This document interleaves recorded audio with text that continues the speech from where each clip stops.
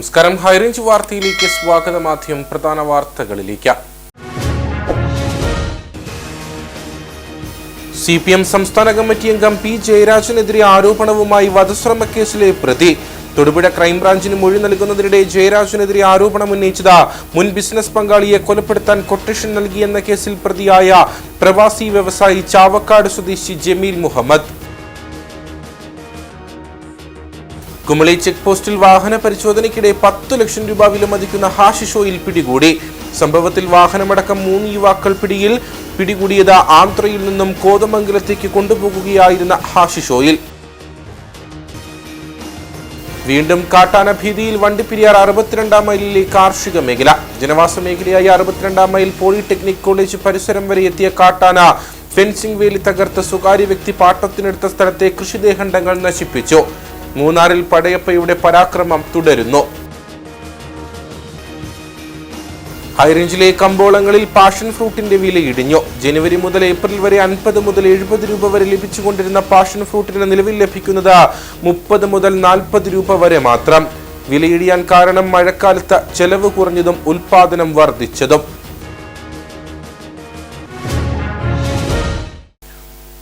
വിശദമായ വാർത്തകളിലേക്ക്. CPM സംസ്ഥാന കമ്മിറ്റി അംഗം പി ജയരാജനെതിരെ ആരോപണവുമായി വധശ്രമ കേസിലെ പ്രതി. മുൻ ബിസിനസ് പങ്കാളിയെ കൊലപ്പെടുത്താൻ കൊട്ടേഷൻ നൽകിയെന്ന കേസിൽ പ്രതിയായ പ്രവാസി വ്യവസായി ചാവക്കാട് സ്വദേശി ജമീൽ മുഹമ്മദാണ് തൊടുപുഴ ക്രൈംബ്രാഞ്ചിന് മൊഴി നൽകുന്നതിനിടെ ജയരാജനെതിരെ ആരോപണം ഉന്നയിച്ചത്. ദുബായിൽ ബിസിനസ് പങ്കാളികളായിരുന്ന ജമീലും ഏറ്റുമാനൂർ സ്വദേശി ഷെമി മുസ്തഫയും ചേർന്ന് മാങ്കുളത്ത് റിസോർട്ട് നിർമ്മിച്ചിരുന്നു. റിസോർട്ടിൽ ജമീൽ നടത്തിയ നിക്ഷേപം സാമ്പത്തിക തർക്കത്തെ തുടർന്ന് മടക്കി ആവശ്യപ്പെട്ടു. ഇതേ തുടർന്ന് തന്നെ കള്ളക്കേസിൽ കുടുക്കിയെന്നാണ് ജമീലിന്റെ മൊഴി. കേസിൽപ്പെടുത്താൻ ഷെമി CPM സംസ്ഥാന കമ്മിറ്റി അംഗം പി ജയരാജനുമായുള്ള ബന്ധം ഉപയോഗിക്കുകയായിരുന്നുവെന്നും ജമീൽ ആരോപിക്കുന്നു.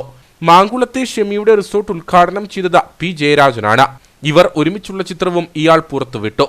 ദുബായിൽ വെച്ച് ജയരാജനും ഷെമിയും കൂടിക്കാഴ്ച നടത്തിയെന്നും ജമീൽ പറയുന്നു. അദ്ദേഹം എൻ്റെ അടുത്ത് കണ്ണൂരുള്ള ഒരു രാഷ്ട്രീയ നേതാവ് എന്നാണ് പറഞ്ഞിട്ടുണ്ടായിരുന്നത് അന്ന് പറഞ്ഞത്. പിന്നെ ഞാൻ ഇറങ്ങിയതിന് ശേഷമാണ് ഇങ്ങോരാണ് ഈ രാഷ്ട്രീയ നേതാവ് ജയരാജ്. ഈ ജയരാജ് എന്ന് പറഞ്ഞു, എനിക്കറിയത്തില്ല, ഞാൻ വീഡിയോയിലൊക്കെ കണ്ടിട്ടുണ്ട്. പി ജയരാജ് നവംബർ 6-7 തീയതികളിൽ ഇവരുടെ ഓഫീസ് വിസിറ്റ് ചെയ്തിരുന്നു. 2023 വിസിറ്റ് ചെയ്തിരുന്നു. ഓഫീസിൽ ദുബായിൽ വിസിറ്റ് ചെയ്തിരുന്നു. അവര് ബോർഡ് മീറ്റിംഗ് കൂടുന്നതിന്റെ പിക്ചേഴ്സും എല്ലാം എനിക്ക് കിട്ടിയിട്ടുണ്ട്. അപ്പോൾ അതാണ് എനിക്കൊരു തെളിവായിട്ട് തരാനുള്ളത്. അത് ഞാൻ പോകുന്നതിന് ശേഷമാണ് എന്നെ ഉദ്ഘാടനം. എനിക്ക് ജനുവരിയിലെങ്ങാണ്ടാണ്, 2024 ജനുവരിയിലെങ്ങാണ്ടാണ്. അതിന്റെ പിക്ചേഴ്സിൽ ഞാൻ കാണുന്നത് ജയരാജനാണ് ഉദ്ഘാടനം ചെയ്യുന്നത്. ജയരാജന് ഇവര് കേക്ക് മുറിക്കുന്നതും ഒക്കെ ഉണ്ടായിരുന്നു. സാമ്പത്തിക ഇടപാടുമായി ബന്ധപ്പെട്ട തന്നെ കള്ളക്കേസിൽ കുടുക്കിയതാണെന്നും സംഭവവുമായി ബന്ധപ്പെട്ട് ഇടുക്കിയിലെ പ്രാദേശിക CPM നേതാവ് ഭീഷണിപ്പെടുത്തിയതായും ജമീൽ ആരോപിച്ചു. ഈ ഹോട്ടലിലെ സെറ്റിൽമെന്റ് നടക്കുന്നതിന് മുന്നേ എന്നെ ഇടുക്കി ഏരിയ സെക്രട്ടറി ആണെന്നാണ് പറഞ്ഞത്. ഒരു KV ശശി, മൂന്നാർ KV ശശി എന്നെ വിളിച്ചിട്ട് നാട്ടിൽ വരണം, ഹോട്ടലിന്റെ കാര്യം സംസാരിക്കാനാണ് എന്ന് പറഞ്ഞു. എന്നിട്ട് പറഞ്ഞു, വന്നില്ലെങ്കിൽ അത് പ്രശ്നമാവും, ഞങ്ങൾ നിങ്ങളുടെ വീടിന്റെ മുന്നിൽ വരും, അവിടെ ധർണയിരിക്കുന്നോ അങ്ങനെ എന്തോ പുള്ളി പറഞ്ഞായിരുന്നു. വീടിന്റെ അവിടെ ചാവക്കാട് എൻ്റെ വീടിന്റെ അവിടെ വന്ന് ധർണയിരിക്കും എന്ന് പറഞ്ഞായിരുന്നു. ഷെമി മുസ്തഫയെ കാറിടിച്ച് കൊലപ്പെടുത്താൻ ശ്രമിച്ച കേസിൽ 1-ാം പ്രതിയാണ് ജമീൽ. കഴിഞ്ഞ വർഷം ഒക്ടോബർ 16-ന് ഇടുക്കിയിലെ റിസോർട്ടിൽ നിന്ന് ഏറ്റുമാനൂരിലേക്ക് പോകും വഴി നേര്യമംഗലത്തിന് സമീപം കൊട്ടേഷൻ സംഘത്തിന്റെ കാർ വാഹനത്തിൽ ഇടിപ്പിച്ചെന്നാണ് കേസ്. സംഭവത്തിൽ കൊട്ടേഷൻ സംഘാംഗങ്ങളായ പാലക്കാട് മേപ്പറമ്പ് സ്വദേശികളായ അമീർ അബ്ബാസ്, ഫാസിൽ എന്നിവരെ പോലീസ് അറസ്റ്റ് ചെയ്തിരുന്നു. കുമളി ചെക്ക് പോസ്റ്റിൽ വാഹന പരിശോധനയ്ക്കിടെ 10 ലക്ഷം രൂപ വിലമതിക്കുന്ന ഹാഷിഷ് ഓയിൽ പിടികൂടി. സംഭവത്തിൽ വാഹനമടക്കം 3 യുവാക്കൾ പിടിയിലായി. ആന്ധ്രയിൽ നിന്നും കോതമംഗലത്തേക്ക് കൊണ്ടുപോകുകയായിരുന്ന ഹാഷിഷ് ഓയിലാണ് പിടികൂടിയത്. എക്സൈസ് ചെക്ക് പോസ്റ്റിൽ ഉദ്യോഗസ്ഥർ വാഹന പരിശോധന നടത്തുന്നതിനിടയിലാണ് ആന്ധ്രയിൽ നിന്നും കോതമംഗലത്തേക്ക് കൊണ്ടുപോകുകയായിരുന്ന ഹാഷിഷ് ഓയിൽ പിടികൂടിയത്. അന്താരാഷ്ട്ര വിപണിയിൽ 10 ലക്ഷം രൂപ വിലമതിക്കുന്ന 895 ഗ്രാം ഹാഷിഷ് ഓയിലാണ് പിടികൂടിയത്. സംഭവത്തിൽ കോതമംഗലം സ്വദേശികളായ അമൽ ജോർജ്, സച്ചു ശശിധരൻ, അമീർ എന്നിവരെ എക്സൈസ് സംഘം പിടികൂടി. ഇവർ സഞ്ചരിച്ചിരുന്ന മാരുതി റിറ്റ്സ് വാഹനവും കസ്റ്റഡിയിലെടുത്തു. വാഹന പരിശോധനയ്ക്കിടെ മൂവരും പരസ്പര വിരുദ്ധമായി സംസാരിച്ചതിൽ സംശയം തോന്നിയ എക്സൈസ് ഉദ്യോഗസ്ഥർ പരിശോധന നടത്തിയപ്പോഴാണ് ഹാഷിഷ് ഓയിൽ പിടികൂടിയത്.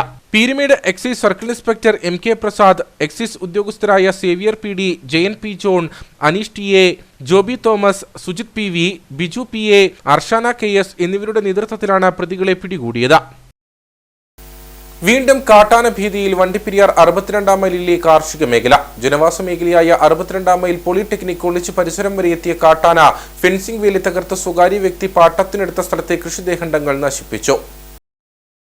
ഒരിടവേളയ്ക്ക് ശേഷമാണ് ജനവാസ മേഖലയായ വണ്ടിപ്പെരിയാർ 62-ാം മൈലിന് സമീപം കാട്ടാന എത്തിയത്. വണ്ടിപ്പെരിയാർ 62-ാം മൈലിൽ സ്ഥിതി ചെയ്യുന്ന പോളിടെക്നിക് കോളേജിന് സമീപം പാട്ടത്തിന് സ്ഥലമെടുത്ത് കൃഷി ചെയ്തു വരുന്ന കൊച്ചുപുരയ്ക്കൽ ഈപ്പച്ചന്റെ കൃഷിയിടത്തിലാണ് ഫെൻസിംഗ് വേലികൾ തകർത്ത് കാട്ടാന എത്തിയത്. കൃഷിയിടത്തിൽ കിടന്ന കാട്ടാന 250ഓളം ഏലച്ചെടികൾ നശിപ്പിച്ചു.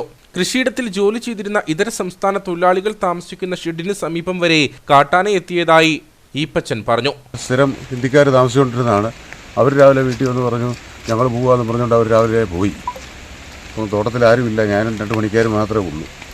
ഇങ്ങനെ ഇത് കഴിഞ്ഞ കുറേ വർഷമായിട്ടുള്ള അനുഭവമാണ്. സർക്കാരിൻ്റെ ഭാഗത്തു നിന്നാണെങ്കിലും ഫോറസ്റ്റിൻ്റെ ഭാഗത്തു നിന്നാണെങ്കിലും വിളിച്ചു പറയുമ്പോൾ അവർ വരും, ഒന്ന് ഓടിച്ചിട്ട് അങ്ങ് പോകുന്നതല്ലാതെ ഇതിന് ശാശ്വതമായ ഒരു പരിഹാരം ഇതുവരെയായിട്ട് ഉണ്ടായിട്ടില്ല. മുകളിൽ കുറേ ഭാഗത്ത് ഫെൻസിങ് ആണ്ടൊക്കെ ചെയ്തിട്ടുണ്ടെന്ന് പറഞ്ഞതല്ലാതെ കാര്യങ്ങളൊന്നും വിജയകരമായിട്ട് മുമ്പോട്ട് പോയിട്ടില്ല. കാരണം എല്ലാവരും ഇതിന് ശക്തമായ എതിർപ്പുണ്ടാക്കിക്കൊണ്ട് തന്നെ ഞങ്ങൾക്ക് നടപടി ഉണ്ടാക്കി തരണം. ഒറ്റയാനാണ് പ്രദേശത്തെത്തിയതെന്ന് പ്രദേശവാസികൾ പറഞ്ഞു. വനംവകുപ്പ് ഉദ്യോഗസ്ഥരെ വിവരമറിയിച്ചതോടെ ഇവർ സ്ഥലത്തെത്തി പരിശോധന നടത്തി. വനമേഖലയോട് ചേർന്ന് കിടക്കുന്ന സ്ഥലങ്ങളിൽ ഫെൻസിംഗ് വേലികൾ സ്ഥാപിച്ചിട്ടുണ്ടെങ്കിലും ചിലയിടങ്ങളിലെ ഫെൻസിംഗ് വേലികൾ തകർന്നതും കൃത്യമായ നിർമ്മാണ പ്രവർത്തനങ്ങൾ നടത്താത്തതുമാണ് കാട്ടാനകൾ ജനവാസ മേഖലയിലേക്ക് കടക്കാൻ കാരണമെന്ന് കർഷകർ പറയുന്നു. മഴക്കെടുതികൾക്കൊപ്പം വന്യമൃഗശല്യം കൂടിയായതോടെ ഏറെ പ്രതിസന്ധിയിലായിരിക്കുകയാണ് പ്രദേശത്തെ കർഷകർ. മൂന്നാറിൽ പടയപ്പയുടെ പരാക്രമം തുടരുന്നു. വായ്പ വാങ്ങി വിളവിറക്കിയ കൃഷികൾ പടയപ്പ നശിപ്പിച്ചു. മൂന്നാർ സൈലന്റ് വാലിയിലാണ് സംഭവം. കഴിഞ്ഞ 10 ദിവസങ്ങളായി ചെണ്ടുവര, കുണ്ടള എന്നീ സ്ഥലങ്ങളിൽ ചുറ്റിത്തിരിഞ്ഞിരുന്ന പടയപ്പ കഴിഞ്ഞ ദിവസമാണ് സൈലന്റ് വാലി എസ്റ്റേറ്റിലെ ജനവാസ മേഖലയിൽ എത്തിയത്.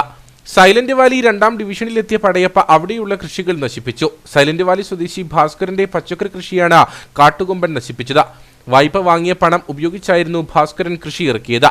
വിളവെടുക്കാനിരിക്കവെയായിരുന്നു പടയപ്പയുടെ പരാക്രമം. പഞ്ചായത്തിൽ നിന്നും ലഭിച്ച ക്യാരറ്റ്, ക്യാബേജ് എന്നിവയുടെ വിത്ത് ഉപയോഗിച്ചാണ് കൃഷി ഇറക്കിയത്. കൃഷിയുടെ ആവശ്യാനുസരണം പരിചയമുള്ള വ്യക്തിയിൽ നിന്നും 10,000 രൂപ വായ്പ വാങ്ങുകയും ചെയ്തു. വിളവ് ലഭിച്ച ശേഷം പണം നൽകാമെന്ന വ്യവസ്ഥയിലാണ് പണം വാങ്ങിയത്. എന്നാൽ കൃഷി നശിച്ചതോടെ ഈ പണം നൽകാനാവാത്ത അവസ്ഥയിലാണ് ഭാസ്കരൻ. 2,500ഓളം ക്യാബേജുകളാണ് നശിച്ചത്. കൃഷിയും പണവും നഷ്ടത്തിലായതോടെ വനംവകുപ്പ് ഉചിതമായ നടപടികൾ സ്വീകരിക്കണമെന്നുള്ളതാണ് ഭാസ്കരന്റെ ആവശ്യം. ഹൈറേഞ്ചിലെ കമ്പോളങ്ങളിൽ പാഷൻ ഫ്രൂട്ടിന്റെ വില ഇടിഞ്ഞു. ജനുവരി മുതൽ ഏപ്രിൽ വരെ 50 മുതൽ 70 രൂപ വരെ ലഭിച്ചുകൊണ്ടിരുന്ന പാഷൻ ഫ്രൂട്ടിന് നിലവിൽ 30 മുതൽ 40 രൂപ വരെ മാത്രമാണ് ഇപ്പോൾ ലഭിക്കുന്നത്. മഴക്കാലത്ത് ചെലവ് കുറഞ്ഞതും ഉൽപാദനം വർദ്ധിച്ചതുമാണ് വിലയിടിയാൻ കാരണം.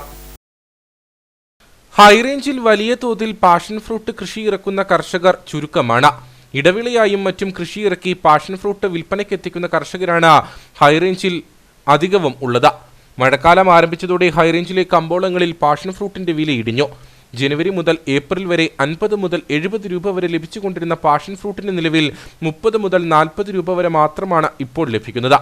മഴക്കാലത്ത് ചെലവും കുറഞ്ഞതും ഉൽപാദനം വർദ്ധിച്ചതുമാണ് വില ഇടിയാൻ കാരണം. കോട്ടയത്തും കൊച്ചിയിലുമുള്ള ചെറുകിട വ്യാപാരികളും പൾപ്പ്, സിറപ്പ് നിർമ്മാതാക്കളും കയറ്റുമതിക്കാരുമാണ് പാഷൻ ഫ്രൂട്ടിന്റെ പ്രധാന ആവശ്യക്കാർ. മഴക്കാലം തുടങ്ങിയതോടെ പൾപ്പ് ഉപയോഗിച്ചുള്ള ജ്യൂസ് നിർമ്മാണം കുറഞ്ഞു. ഇവർ പാഷൻ ഫ്രൂട്ട് ശേഖരിക്കുന്നത് നിർത്തുകയും ചെയ്തു. കാണാൻ ആകർഷകമായ ചുവന്ന, റോസ് കളറുകളുള്ള ഹൈബ്രിഡ് പാഷൻ ഫ്രൂട്ടും മഞ്ഞ നിറമുള്ള നാടൻ പാഷൻ ഫ്രൂട്ടും വിപണിയിലെത്തുന്നുണ്ട്. കാണാൻ ആകർഷകമായതിനാലും വലിപ്പം കൂടുതലായതുകൊണ്ടും ഹൈബ്രിഡ് ഇനത്തിനാണ് ചെറുകിട വിപണിയിൽ ആവശ്യക്കാർ ഏറെ. എന്നാൽ ഉള്ളിലെ പൾപ്പിന് നിറവും മണവും കൂടുതൽ നാടൻ ഇനത്തിനാണ്. പൾപ്പും സിറപ്പും നിർമ്മിക്കുന്നവർക്കും മഞ്ഞ നിറമുള്ള നാടൻ ഫ്രൂട്ടാണ് ആവശ്യം. കോൺഗ്രസ് കട്ടപ്പന മണ്ഡലം കമ്മിറ്റിയുടെ നേതൃത്വത്തിൽ മുൻ മുഖ്യമന്ത്രി ഉമ്മൻചാണ്ടിയുടെ അനുസ്മരണ സമ്മേളനം നടത്തി. AICC അംഗം അഡ്വക്കേറ്റ് EM അഗസ്തി ഉദ്ഘാടനം ചെയ്തു.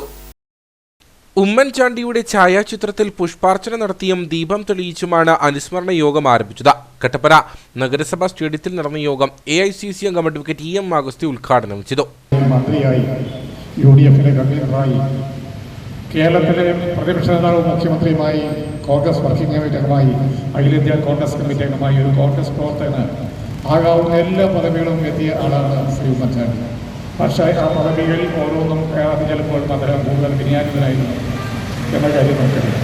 ഉമ്മൻചാണ്ടിയെ പറ്റി പറഞ്ഞ നിരാത്മകമായ അനുഭവകഥകൾ നമുക്കുണ്ട് എന്നതുകൊണ്ട് ഞാൻ ദീർഘമായി സംസാരിക്കാൻ ആഗ്രഹിക്കുന്നില്ല. കേരളത്തിലെ വളർച്ചയിൽ അദ്ദേഹത്തിന് നിസ്തുലമായ പങ്കുണ്ട്. അദ്ദേഹം തുടങ്ങിവെച്ച പദ്ധതികൾ മുഖ്യമന്ത്രിയായിരുന്നപ്പോൾ തുടങ്ങിവെച്ച കൊച്ചി മെട്രോയും അതുപോലെ കണ്ണൂർ വിമാനത്താവളവും വിഴിഞ്ഞം തുറമുഖവും ഒക്കെ കേരളം ഭാവിയിൽ എങ്ങനെയായിരിക്കണമെന്നൊരു ഭരണാധികാരി ഉണ്ടായിരുന്ന കാഴ്ചപ്പാടിൻ്റെ നിശ്ചയദാർഢ്യത്തിന് പ്രതീകമാണെന്ന് നമുക്കറിയാം. വികസനപരമായ കാര്യത്തിൽ ദീർഘവീക്ഷണ പ്രവർത്തിക്കുന്ന സമയത്ത് തന്നെ രാജ്യത്തെ സാധാരണക്കാർ, നാട്ടിലെ സാധാരണക്കാർ, രോഗികൾ, അവശത അനുഭവിക്കുന്ന ആളുകൾ അവരുടെ പ്രശ്നങ്ങൾക്ക് പരിഹാരമുണ്ടാക്കാൻ ഉത്തരവാദിത്വവും ഭരിക്കുന്നവർക്കുണ്ട് എന്ന് തിരിച്ചറിഞ്ഞുകൊണ്ടാണ് അദ്ദേഹത്തിൻ്റെ ജനസമ്പർക്ക പരിപാടിയിലൂടെ അദ്ദേഹത്തെ കാണാൻ ആഗ്രഹിച്ച മുഴുവൻ ആളുകൾക്കും സഹായത്തിൻ്റെ കൈത്തറി നീട്ടിക്കൊടുക്കാൻ അദ്ദേഹത്തിന് കഴിഞ്ഞു എന്നത് ലോകത്തിൻ്റെ അത്യപൂർവമായൊരു സംഭവമായി നമ്മൾ കാണുകയാണ്. അദ്ദേഹത്തിൻ്റെ സ്മരണയിൽ ആദരാഞ്ജലി അർപ്പിക്കുന്നു. ചടങ്ങിൽ പാലിയേറ്റീവ് പ്രവർത്തകരെ ആദരിച്ചു.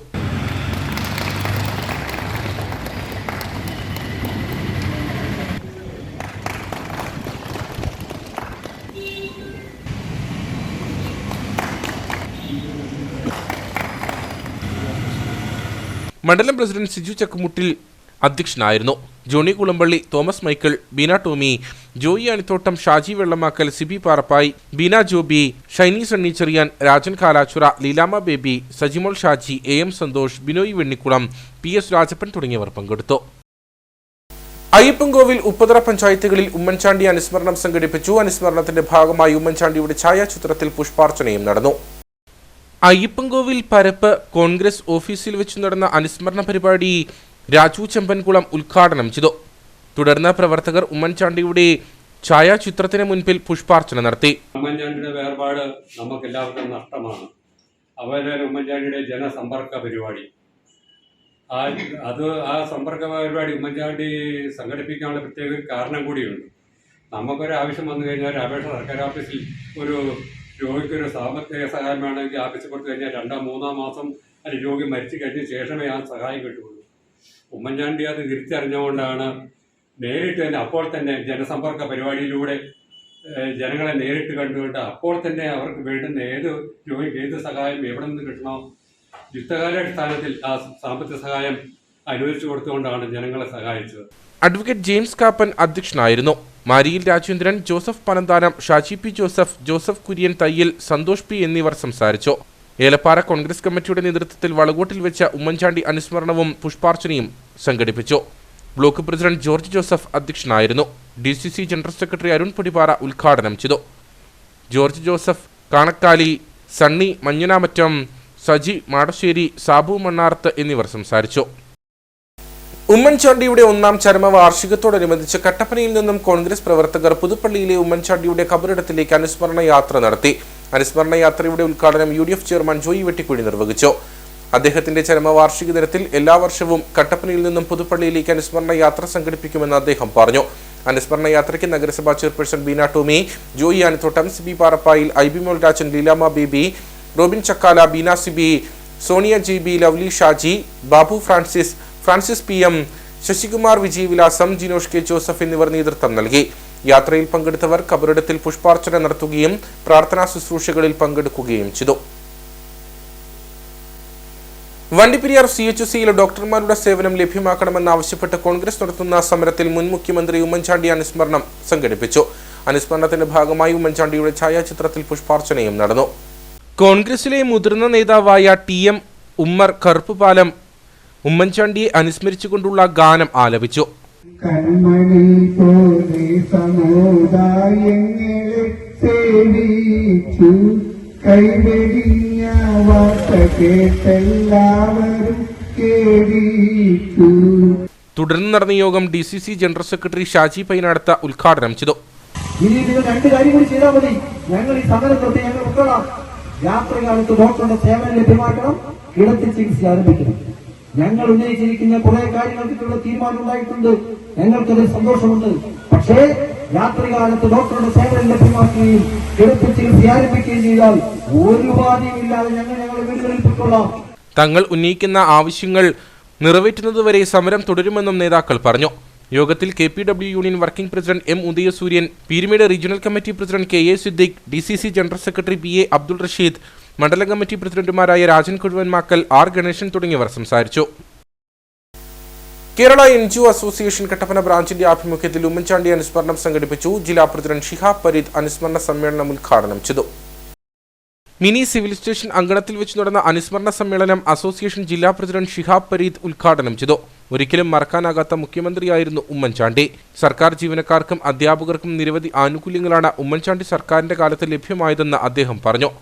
സർക്കാർ മേഖലയിൽ പണിയെടുക്കുന്ന തൊഴിലാളി വർഗ പ്രസ്ഥാനത്തിന് കേരള NGO അസോസിയേഷൻ്റെ ഒരു മുഖമായി നിന്നുകൊണ്ട് തന്നെയാണ് ഉമ്മൻചാണ്ടി കഴിഞ്ഞ കാലങ്ങളിൽ അദ്ദേഹത്തിൻ്റെ പ്രവർത്തന മേഖലയിൽ നമ്മളോടൊപ്പം ചേർന്ന് നിന്നുകൊണ്ട് ജീവനക്കാരെ മുഖവിലക്കെടുത്തുകൊണ്ട് ജീവനക്കാരുടെ ആനുകൂല്യങ്ങളും അവകാശങ്ങളുമെല്ലാം മറ്റ് ഒരു സർക്കാരും നൽകാത്ത രീതിയിൽ അദ്ദേഹം ജീവനക്കാരോടൊപ്പം നിന്നുകൊണ്ട് ജീവനക്കാർക്ക് വേണ്ടി നൽകിയിരുന്നത്.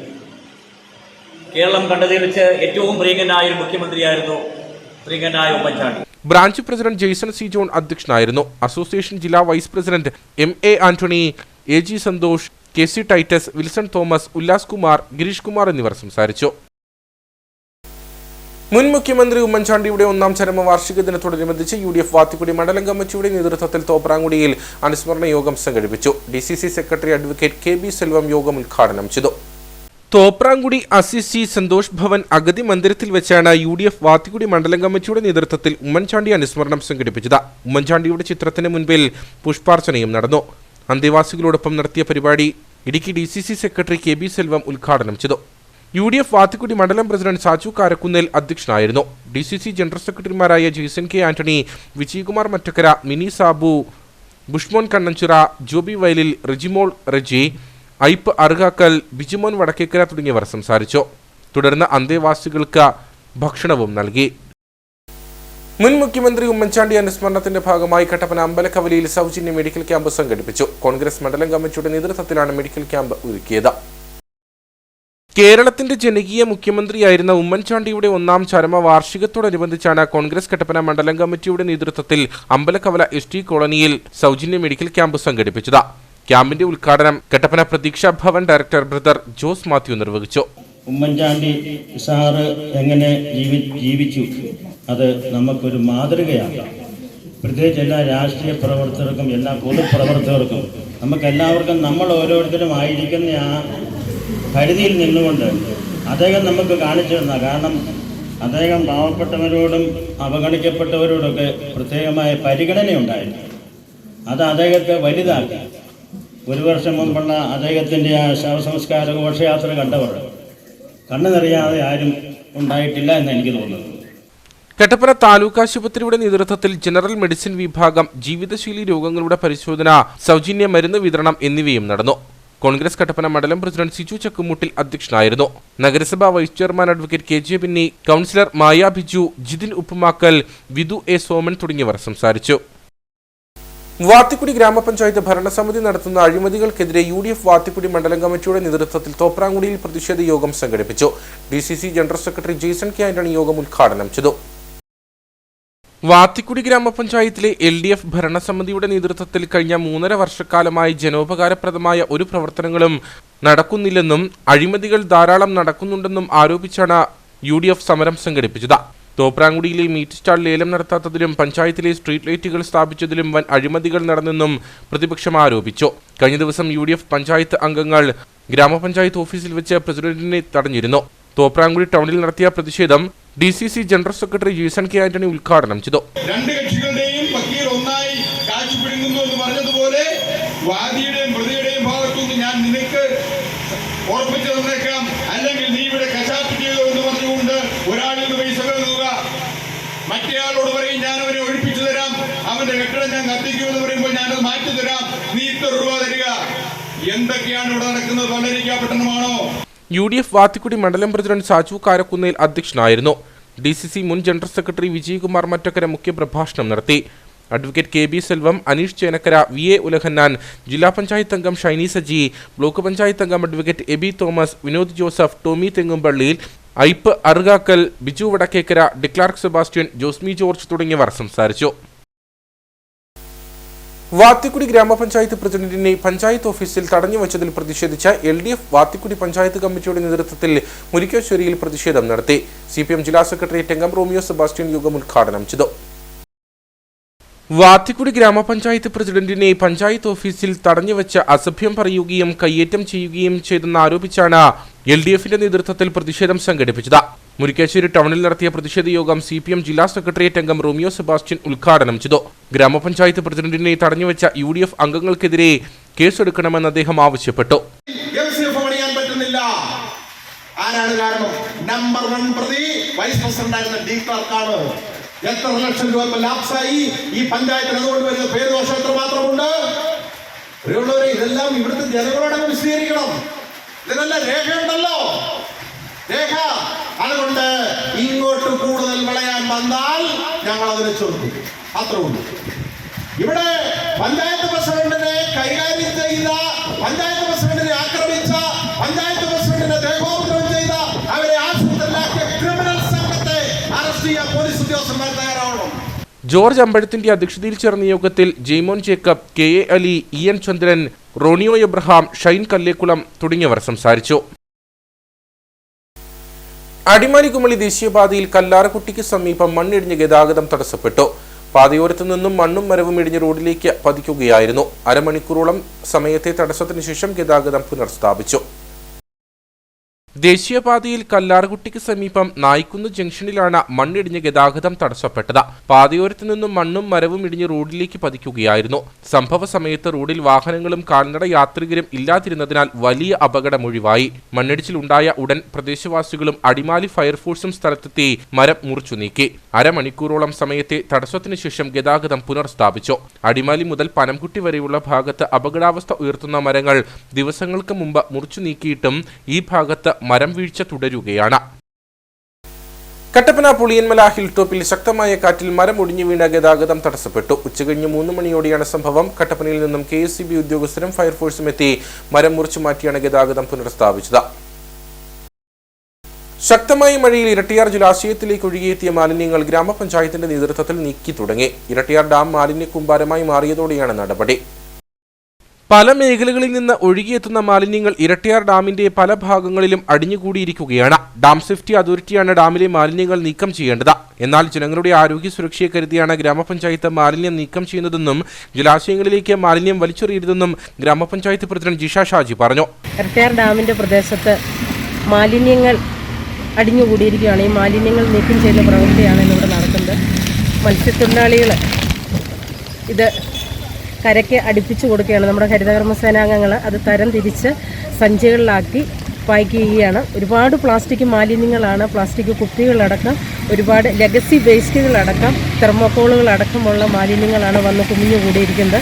വളരെയേറെ വിഷമം തോന്നുന്ന ഒരു കാര്യം, പല പ്രദേശങ്ങളിൽ നിന്ന് ഈ മാലിന്യങ്ങൾ ഇങ്ങനെ ഒഴുക്കി വിടുകയാണ്. എനിക്ക് പറയാനുള്ളത്, നമ്മുടെ ജനങ്ങളോട്, നമ്മുടെ പ്രദേശത്തുള്ള ആൾക്കാരോട് മുഴുവൻ പറയാനുള്ളത്, നമ്മുടെ പഞ്ചായത്തുകളിൽ നിന്ന് മാത്രമല്ല മറ്റുള്ള പഞ്ചായത്തുകളിൽ നിന്ന് ഒഴുക്കി വിടുന്ന വേസ്റ്റുകളാണ് ഇവിടെ വന്ന് ഇതുപോലെ കുമിഞ്ഞു കൂടിയിരിക്കുന്നത്. ദയവായിട്ട് ജനങ്ങളോടെല്ലാം നമുക്ക് ദയവായിട്ട് അപേക്ഷിക്കുകയാണ് ഞാൻ, ഈ മാലിന്യങ്ങൾ ഇങ്ങനെ ഇടരുത്, വലിച്ചെറിയരുത് എന്നുള്ള ഒരു കാര്യം പ്രത്യേകം അവരുടെ ഓർമ്മയിൽ, അവരുടെ ശ്രദ്ധയിൽപ്പെടുത്തുകയാണ്. ഹരിതകർമ്മസേനയുടെയും മത്സ്യബന്ധനം നടത്തുന്ന വള്ളക്കാരുടെയും സഹായത്തോടെയാണ് മാലിന്യങ്ങൾ നീക്കം ചെയ്യുന്നത്. ഞങ്ങളുടെ സുരക്ഷയ്ക്ക് പോലും ഇത് ബുദ്ധിമുട്ടാണ് ഈ മാലിന്യങ്ങൾ ഇങ്ങനെ വന്ന് അടിഞ്ഞുകൂടിയിരിക്കുന്നത്. എന്നാലും ഞങ്ങളുടെ ഇത് നോക്കാതെ ഞങ്ങൾ ഈ ഡാമിലെ പൊങ്ങിക്കിടക്കുന്ന വേസ്റ്റുകൾ ഞങ്ങൾ നീക്കം ചെയ്യുന്നു. ഒരു പ്ലാസ്റ്റിക് മാലിന്യങ്ങൾ, അതായത് ചെരുപ്പ്, ബാഗ്, തെർമോക്കോൾ, ഹെൽമെറ്റ്, ചില്ലു കുപ്പികൾ തുടങ്ങിയ സാധനങ്ങൾ ഞങ്ങൾ ഈ ഡാമിൽ നിന്ന് നീക്കം ചെയ്തിരുന്നു. വീണ്ടും മഴ ശക്തമായ വെള്ളം വന്നപ്പോൾ ധാരാളം സാധനങ്ങൾ ഇവിടെ വന്നിട്ടുണ്ട്. ഇന്ന് രാവിലെ മുതൽ ഞങ്ങളിത് നീക്കം ചെയ്യുന്ന ശ്രമത്തിലാണ്. പഞ്ചായത്ത് പ്രസിഡന്റുണ്ട്, മത്സ്യത്തൊഴിലാളികളുണ്ട്, നിരവധി ആൾക്കാർ, ഇവിടെയുള്ള സാധാരണക്കാരായ ജനങ്ങൾ ഇവിടെ ഞങ്ങളോടൊപ്പം സഹകരിക്കാനുണ്ട്. വളരെയധികം ബുദ്ധിമുട്ടി. ഹരിതകർമ്മസേന ഞങ്ങൾ ഒരു ഗ്രൂപ്പായിട്ട് നിന്നാണ് ഈ പ്രവൃത്തി ചെയ്യുന്നത്. ഞങ്ങൾക്ക് വളരെയധികം ബുദ്ധിമുട്ടുണ്ട്. ഈ ജനങ്ങളോട് പറയാനുള്ളത്, ഈ പൊതുമാലിന്യങ്ങൾ ഞങ്ങൾ വീടുകൾ കയറി ഇത് ശേഖരിക്കുന്നുണ്ട്. നിങ്ങൾ ദയവ് ചെയ്ത് ഇത് വലിച്ചെറിയരുത്. ഓരോ വാർഡിലേക്ക് ഹരിതകർമ്മസേനയ്ക്ക് ഇത് കൈമാറാൻ ശ്രദ്ധിക്കും. കഴിഞ്ഞ ദിവസമാണ് ഫിഷറീസ് വകുപ്പ് 3 ലക്ഷം മത്സ്യക്കുഞ്ഞുങ്ങളെ ഇരട്ടയാർ ജലാശയത്തിൽ നിക്ഷേപിച്ചത്. പ്ലാസ്റ്റിക് ഉൾപ്പെടെയുള്ള മാലിന്യങ്ങൾ ഡാമിൽ അടിഞ്ഞുകൂടുന്നത് മത്സ്യസമ്പത്തിന് ഭീഷണിയാണെന്നും ഇതിലൂടെ ഉപജീവനമാർഗം നഷ്ടപ്പെടുമെന്നും മത്സ്യബന്ധനം നടത്തുന്ന പ്രതീഷ് പറഞ്ഞു. എല്ലാ വർഷങ്ങളിലും ഇതുപോലെ അടിഞ്ഞുകൂടുന്നെന്ന് പറഞ്ഞാൽ നമ്മുടെ ഈ ഡാമിൻ്റെ പരിസര പ്രദേശങ്ങളിൽ ചാക്കി കെട്ടി വീട്ടു വേസ്റ്റുകൾ, കടയുടെ വേസ്റ്റുകൾ, അതുപോലെ തന്നെ കുപ്പി, പാട്ട എന്ന് വേണ്ട സകല സാധനങ്ങളും കൊണ്ട് നിക്ഷേപിക്കുന്നത് ഇതിൻ്റെ പരിസരത്ത് തന്നെയാണ്. അതൊരു മഴക്കാലമായി കഴിയുമ്പോഴത്തേക്ക് ഈ കരയിൽ നിന്നും നേരെ വെള്ളത്തിലേക്ക് ഒഴുകിയെത്തുന്നു. ഞങ്ങൾ കിട്ടുന്ന വലകളിൽ കൂടി. അതുപോലെ ഫിഷറീസ് ലക്ഷക്കണക്കിന് കുഞ്ഞുങ്ങൾ ഓരോ വർഷവും നിക്ഷേപിക്കുന്ന ഒരു ഡാമാണിത്. ആ കുഞ്ഞുങ്ങൾക്ക് ജീവന് ഭീഷണി ഉണ്ടാകുന്ന രീതിയുണ്ട്. ഈ പ്ലാസ്റ്റിക് മാലിന്യങ്ങൾ വന്നിട്ട് ചത്തുപൊങ്ങുക, അങ്ങനെയുള്ള രീതി എല്ലാ രീതിയിലും ഞങ്ങൾ ഇവിടുത്തെ മത്സ്യത്തൊഴിലാളികളാണ്. ഞങ്ങളുടെ ജീവിതത്തെ സാരമായി തന്നെ ബാധിക്കുന്ന ഒരു കാര്യമാണ് ഈ വേസ്റ്റ് എന്ന് പറയുന്നത്. അതുപോലെ തന്നെ ഇതിൻ്റെ തീരങ്ങൾ കൂടെ നയിക്കുന്ന ചെറിയ ചെറിയ ഇല്ലി, മരങ്ങൾ, അങ്ങനെയുള്ള സാധനങ്ങൾ വെട്ടി വെള്ളത്തിലേക്ക് മറിച്ചു വിടുക. പിന്നെ ഈ വേസ്റ്റാണ് ഏറ്റവും വലിയ പ്രശ്നം. വല കെട്ടിക്കഴിഞ്ഞാൽ നമുക്ക് തിരിച്ചെടുക്കാൻ മേലാത്ത അവസ്ഥ വരെ ഉണ്ടാകുന്നുണ്ട്. ഈ വർഷം 2-3 വലകൾ നഷ്ടപ്പെട്ട ആൾക്കാരാണ് ഈ കൂട്ടത്തിൽ നിൽക്കുന്നത്. കാരണം വൈകിട്ട് കെട്ടി വെച്ച് രാവിലെ വല നോക്കാൻ ചെന്ന് കഴിയുമ്പോഴത്തേക്ക് ഈ വേസ്റ്റ് വന്നിട്ട് വലയിലേക്ക് അടിയുന്നു. വല പൊക്കിയെടുക്കാൻ മേലാത്ത അവസ്ഥ വരുന്നു. ഇല്ലെങ്കിൽ ഒരു സൈഡിലെ കുറ്റി പറിച്ച് വല മീനുണ്ടെങ്കിൽ പോലും അത് കൂട്ടി ഒഴുകിക്കൊണ്ട് പോകുന്ന ഒരു അവസ്ഥ ഉണ്ടാകുന്നു. മാലിന്യങ്ങൾ വലിച്ചെറിയാതെ ഹരിതകർമ്മസേനയെ ഏൽപ്പിക്കണമെന്നും ഗ്രാമപഞ്ചായത്ത് അധികൃതർ അറിയിച്ചു. കട്ടപ്പനയിലെ ടച്ച് വെട്ടും അങ്ങനെ ഹൈടെക്കായി. സുരക്ഷിതമായി വൈദ്യുതി ലൈനുകളിലെ അറ്റകുറ്റപ്പണികളും ലൈനുകളിലേക്ക് ചാഞ്ഞു നിൽക്കുന്ന മരങ്ങളും വെട്ടുന്നതിനായിട്ടാണ് വൈദ്യുതി വകുപ്പ് സ്കൈ ലിഫ്റ്റ് സംവിധാനം എത്തിച്ചത്. കട്ടപ്പനയിൽ ആദ്യമായി എത്തിയ സ്കൈ ലിഫ്റ്റ് വാഹനം കൗതുകത്തോടെയാണ് ആളുകൾ നോക്കിക്കണ്ടത്.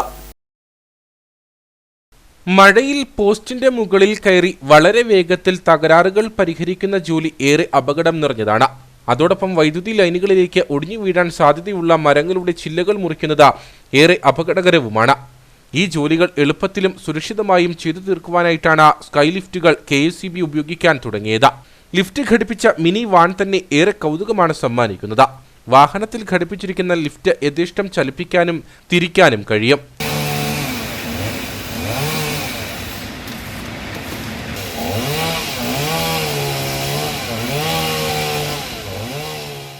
ലിഫ്റ്റിന് മുകളിൽ ഒരു ബക്കറ്റ് മാതൃകയിൽ ഘടിപ്പിച്ചിരിക്കുന്ന സ്ഥലത്തു നിന്ന് സുരക്ഷിതമായി ജോലി ചെയ്യാനും സാധിക്കും. ലിഫ്റ്റ് പ്രവർത്തിപ്പിക്കാൻ പ്രത്യേക പരിശീലനമുള്ള ഓപ്പറേറ്റർ ഉണ്ട്. ഇത്തരത്തിൽ വളരെ ഉയരത്തിൽ ഏറ്റവും സുരക്ഷിതമായി ജീവനക്കാർക്ക് ജോലി ചെയ്യാൻ സാധിക്കും. സർക്കിളിന്റെ കീഴിൽ സ്കൈ ലിഫ്റ്റ് പറഞ്ഞുണ്ട്. ഈ പ്രാവശ്യം ഈ 2 ആഴ്ചയായിട്ട് നമുക്ക് കട്ടപ്പന ഡിവിഷന്റെ പരിധിയിലാണ് കിട്ടിയേക്കുന്നത്. അപ്പോൾ നമുക്ക് വളരെ സൗകര്യമാണ്. കാരണം മോളിക്കൽ വെട്ടാൻ പറ്റാത്ത മരങ്ങളും അതുപോലെ ലൈനിലെ കാര്യങ്ങളൊക്കെ പെട്ടെന്ന് ചെയ്യാനായിട്ട് എളുപ്പമാണ്. കുറച്ച് സേഫ്റ്റിയാണ്. അപ്പോൾ തന്നെ നമുക്ക് സർക്കിളിൻ്റെ കീഴിൽ വന്നേക്കുന്നത് വളരെ ഉപകാരപ്രദമാണ്. കട്ടപ്പനയിലെത്തിയ സ്കൈ ലിഫ്റ്റിനെ ആളുകൾ വലിയ കൗതുകത്തോടെയാണ് നോക്കിക്കണ്ടത്. ആദ്യമായിട്ടാണ് സ്കൈ ലിഫ്റ്റ് വാഹനം കട്ടപ്പനയിലെത്തുന്നത്. ശക്തമായി മഴ പെയ്ത സാഹചര്യത്തിൽ വൈദ്യുത വകുപ്പിന്റെ കീഴിൽ വ്യാപക നാശനഷ്ടം ഉണ്ടായിരുന്നു. ഇതെല്ലാം പരിഹരിക്കാനായി ജീവനക്കാർ അത്യന്തം പരിശ്രമിക്കുകയാണ്. എന്നാൽ ഇതേ സാഹചര്യത്തിൽ തന്നെയാണ് വിവിധയിടങ്ങളിൽ മരങ്ങളുടെ ചില്ലകൾ വൈദ്യുതി ലൈനുകളിൽ തട്ടി വൈദ്യുതി മുടങ്ങുന്നത്. സമയബന്ധിതമായി ഇവയെല്ലാം പരിഹരിക്കാൻ ജീവനക്കാരുമില്ല. ഇതോടെയാണ് സ്കൈ ലിഫ്റ്റ് തൊടുപുഴയിൽ നിന്ന് കട്ടപ്പനയിലെത്തിച്ചത്. വൈദ്യുതി ലൈനുകളിൽ ഉണ്ടാകുന്ന പ്രശ്നങ്ങൾ അതിവേഗം പരിഹരിക്കാനും സ്കൈ ലിഫ്റ്റ് വഴി സാധിക്കും. കട്ടപ്പന നഗരത്തിൽ CCTV ക്യാമറകൾ സ്ഥാപിക്കണമെന്ന ആവശ്യം ശക്തമാകുന്നു. മാലിന്യ നിക്ഷേപവും സാമൂഹിക വിരുദ്ധ ശല്യവും വർദ്ധിച്ചു വരുന്ന സാഹചര്യത്തിലാണ് ക്യാമറകളും ഒപ്പം വിവിധയിടങ്ങളിൽ വഴിവിളക്കുകളും സ്ഥാപിക്കണമെന്ന ആവശ്യം ഉയർന്നുവരുന്നത്. കട്ടപ്പനയുടെ വിവിധയിടങ്ങളിൽ രാത്രിയാകുന്നതോടെ സാമൂഹിക വിരുദ്ധ ശല്യം രൂക്ഷമാണ്. അതോടൊപ്പം വലിയ തോതിലാണ് മാലിന്യ നിക്ഷേപവും നടക്കുന്നത്. രാത്രിയാകുന്നതോടെ നഗരത്തിന്റെ വിവിധയിടങ്ങളിൽ ആളൊഴിയുകയും പ്രതിസന്ധി ഉടലെടുക്കുകയും ചെയ്യും. നഗരത്തിന്റെ ഉള്ളിൽ തന്നെ ബൈപ്പാസ് റോഡുകളിൽ വഴിവിളക്കുകളുടെ അഭാവം സാമൂഹിക വിരുദ്ധ പ്രവർത്തനങ്ങൾക്ക് വഴിവെക്കുകയാണ്. ഇതിനെതിരെ നഗരസഭയുടെ ഭാഗത്തു നിന്ന് യാതൊരു നടപടിയും ഉണ്ടായിട്ടില്ല. സാമൂഹിക വിരുദ്ധ ശല്യം നാളുകളായി തുടരുന്ന സ്ഥലങ്ങളിൽ ക്യാമറകളും വഴിവിളക്കുകളും സ്ഥാപിക്കണമെന്ന ആവശ്യമാണ് ഉയർന്നു വരുന്നത്.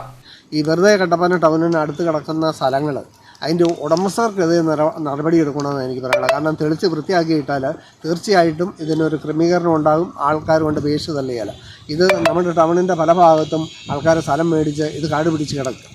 അത് അതിൻ്റെ അകത്തോട്ടാണ് ഈ മാലിന്യം മുഴുവൻ കൊണ്ടുത്തള്ളുന്നത്. അതിനൊക്കെ ഒരു നിയന്ത്രണം ഈ സ്ഥല ഉടമസ്ഥൻ്റെ പേരിൽ കൂടെ അധികൃതർ വേണ്ടത്ര നടപടി സ്വീകരിക്കുകയാണെങ്കിൽ ഇങ്ങനെയുള്ള പ്രശ്നങ്ങൾ ഒരുപാട് ഒഴിവാകും. അതുപോലെ തന്നെ നമ്മുടെ ഇങ്ങനെയുള്ള സ്ഥലങ്ങളിൽ കുറേ ക്യാമറ പിടിപ്പിക്കുകയാണെങ്കിൽ ഈ പ്രശ്നങ്ങൾക്കൊക്കെ ഒരുപാട് പരിഹാരം ഉണ്ടാകുമെന്നാണ് എനിക്ക് പറയാനുള്ളത്. എനിക്ക് പ്രത്യേകിച്ച് നമ്മുടെ നാട്ടിലെ ജനങ്ങളോട് പറയാനുള്ളത്, ദൈവത്തെ ഓർത്ത് ഇത് നമ്മൾ കഴിഞ്ഞ ദിവസം തിരുവനന്തപുരത്ത് കണ്ടു. ഈ മാലിന്യത്തിൽ മുങ്ങി കുളിച്ച് രക്ഷാപ്രവർത്തനം നടത്തുന്ന പല ജോലിക്കാരെയും നമ്മൾ കണ്ടു. ഇത് കണ്ടിരിക്കുമ്പോൾ വളരെ ഹൃദയഭേദകമായ ഒരു കാഴ്ചയാണ് തിരുവനന്തപുരത്ത് നമ്മൾ കണ്ടത്. അതുപോലെ തന്നെ ഇത് നമ്മുടെ മാലിന്യം നമ്മുടെ ഉത്തരവാദിത്തമാണെന്നൊരു ബോധ്യം ജനങ്ങൾക്കുണ്ടായാൽ തന്നെ ഇതിൻ്റെ പകുതി പ്രശ്നങ്ങൾ കുറയും. ഇടുക്കിക്കവല പള്ളിക്കവല ബൈപ്പാസ് റോഡടക്കം രാത്രിയാകുന്നതോടെ മദ്യപന്മാരുടെ താവളമാണ്. അതോടൊപ്പം രാത്രിയുടെ മറവ് പറ്റി ഇവിടം മാലിന്യ നിക്ഷേപ കേന്ദ്രമായി മാറുന്നു. കട്ടപ്പനയിലെ വിവിധ ഉൾമേഖലകൾക്കൊപ്പമാണ് നഗരത്തിനുള്ളിലും സാമൂഹിക വിരുദ്ധ ശല്യവും മാലിന്യ നിക്ഷേപവും രൂക്ഷമാകുന്നത്. ഇനി നേർക്കാഴ്ചയിലേക്ക്.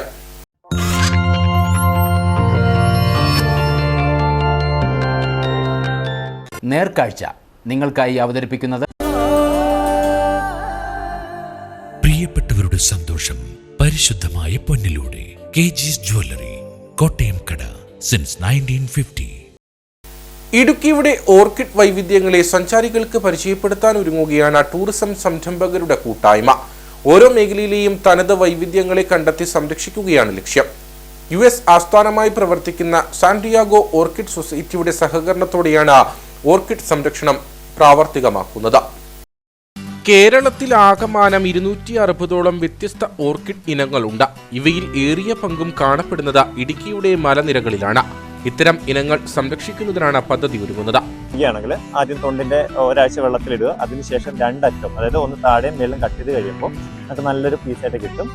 അത് ചുറ്റി വെച്ചോ അല്ലെങ്കിൽ കല്ല് വെച്ചോ ചതച്ച ശേഷം മരത്തിൽ വെക്കണമെങ്കിൽ നമുക്ക് കറക്റ്റായിട്ട് അതിനെ പൊതിഞ്ഞ് വെക്കാൻ പറ്റും. ഇതിപ്പോൾ നമ്മൾ ചതയ്ക്കാത്തതുകൊണ്ട് നമുക്ക് കറക്റ്റായിട്ട് വയ്ക്കാൻ പറ്റും. അപ്പം അങ്ങനെ വെച്ച ശേഷം അതിൻ്റെ മേളിലാണ് നമ്മൾ ഓർക്കിഡ് വെക്കുന്നത്. സാധാരണ ഇപ്പോൾ ഇവിടെ എല്ലാവരുടെയും കാണുന്നത് നമ്മൾ ചെടി വെച്ച ശേഷം അതിനെ കൊണ്ടിച്ച് കവർ ചെയ്യുന്നതാണ്. അപ്പം അങ്ങനെ വരുമ്പോൾ കീടങ്ങൾ കയറി അതിൻ്റെ വയറ്റിൽ നിന്ന് ഡിസ്ചാർജ് എല്ലാം വന്നിട്ട് അതിന് ഇൻഫെക്ഷൻ ആയിട്ട് ശരിക്കും കേടായി പോകുന്നതായിട്ടാണ് കാണുന്നത്. മിക്ക പ്രോപ്പർട്ടിയിലും കണ്ടു നമ്മൾ. അതിന് ഏറ്റവും നല്ല രീതി എന്ന് പറയുന്നത് നമ്മൾ കൊണ്ട് വെച്ച ശേഷം അതിൻ്റെ മേളിൽ ഇതിൻ്റെ വേര് പുറമേ കാണുന്ന രീതിയിൽ വെക്കുക.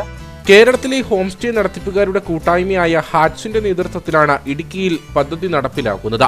ഓരോ ഹോം സ്റ്റേയിലും ഓർക്കിഡ് കോർണറുകൾ ഒരുക്കും. വിവിധ ഇനങ്ങളെക്കുറിച്ച് പ്രതിപാദിക്കുന്ന പഠന റിപ്പോർട്ടുകൾ അടങ്ങിയ ഇൻഫർമേഷൻ സെന്ററുകളായി ഇവ പ്രവർത്തിക്കും. ഇടുക്കി ജില്ലയിൽ ഓർക്കിഡ് ഫ്രണ്ട്ലി ടൂറിസം എന്ന് ഉള്ളൊരു പദ്ധതിയാണ് നടപ്പിലാക്കുന്നത്. അത് പ്രധാനമായിട്ടും USA നിന്നുള്ള സാന്റിയാഗോ കൗണ്ടി ഓർക്കിഡ് സൊസൈറ്റിയുടെയും അതുപോലെ ഇടുക്കി ജില്ലയിൽ ടൂറിസം പ്രൊമോഷൻ കൗൺസിലിന്റെയും അതുപോലെ ഹോം സ്റ്റേ ഓണേഴ്സ് അസോസിയേഷന്റെയും ഒക്കെ സഹായത്തോട് കൂടിയിട്ട് ആണ് ചെയ്യുന്നത്. അത് വിവിധ ഹോം സ്റ്റേസ് അല്ലെങ്കിൽ റിസോർട്ട്സിൽ അവിടുത്തെ ഭൂവിനിയോഗം എങ്ങനെയാണോ, ഒരു ഏലം തോട്ടം അല്ലെങ്കിൽ കോഫി തോട്ടം അങ്ങനെയുള്ള വിവിധ തരത്തിലുള്ള ഭൂമിയിൽ ഏതൊക്കെ രീതിയിൽ ഓർക്കിഡ്സിനെ സംരക്ഷിക്കാം, അത് ഒരു വരുമാനം കിട്ടത്തക്ക രീതിയിൽ വരുന്ന ഗസ്റ്റിനും അതുപോലെ മറ്റ് വിസിറ്റേഴ്സിനും ഒക്കെ പ്രയോജനപ്പെടുന്ന രീതിയിലേക്ക് അതിനെ മാറ്റാം. അപ്പോൾ അവർക്കതിനെ കണ്ട് പഠിക്കാനും മനസ്സിലാക്കാനും ഒക്കെയുള്ള അവസരം ഓരോ പ്രോപ്പർട്ടിയിലും ഓരോ ഹോം സ്റ്റേയിലും ഒരുക്കുക എന്നുള്ള ഒരു ഉദ്ദേശം ഇതിനുണ്ട്. പ്രാദേശിക കേന്ദ്രങ്ങളിൽ നിന്ന് ശേഖരിക്കുന്ന ഓർക്കിഡുകൾ ഓരോ സ്ഥാപനത്തിലും സംരക്ഷിക്കും. വിദ്യാർത്ഥികളെയും കർഷകരെയും ഉൾപ്പെടുത്തി സംരക്ഷണം കൂടുതൽ വ്യാപകമാക്കാനും ഇതിലൂടെ വരുമാന മാർഗം സൃഷ്ടിക്കാനുമാണ് ലക്ഷ്യം.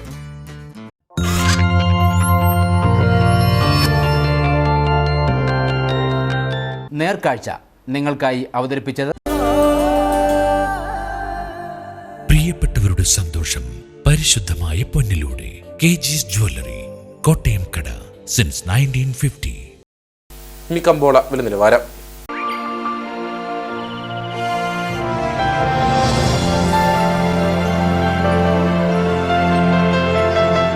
കമ്പോളം നിങ്ങൾക്കായി അവതരിപ്പിക്കുന്നത് പ്രിയപ്പെട്ടവരുടെ സന്തോഷം പരിശുദ്ധമായ പൊന്നിലൂടെ KG's ജ്വല്ലറി, കോട്ടയം കട, since 1950. Santhanpara cardamom planters association ഏലക്കാലേല വിവരം. ആകലോട്ട് 116, വിൽപ്പനയ്ക്ക് വന്നത് 21,485, വിൽപ്പന നടന്നത് 20,164, കൂടിയ വില 2,580, ശരാശരി വില 2,086. കട്ടപ്പന കമ്പോളം. കുരുമുളക് കിലോഗ്രാമിന് 650 രൂപ, ഏലം കൂടിയ വില 2,100, ഏലം ശരാശരി വില 1,800. കാപ്പിപ്പരിപ്പ് 360, ഗ്രാമ്പു 975, കൊക്കോ 130, റബ്ബർ 190. സ്വർണം വെള്ളി വിപണി. സ്വർണം ഗ്രാമിന് 6,860 രൂപ, വെള്ളി 99.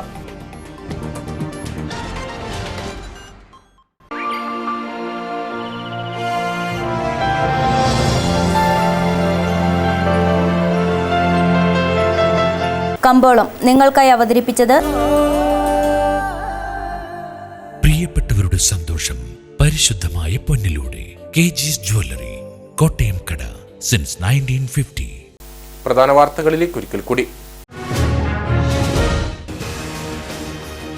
CPM സംസ്ഥാന കമ്മിറ്റി അംഗം പി ജയരാജനെതിരെ ആരോപണവുമായി വധശ്രമ കേസിലെ പ്രതി.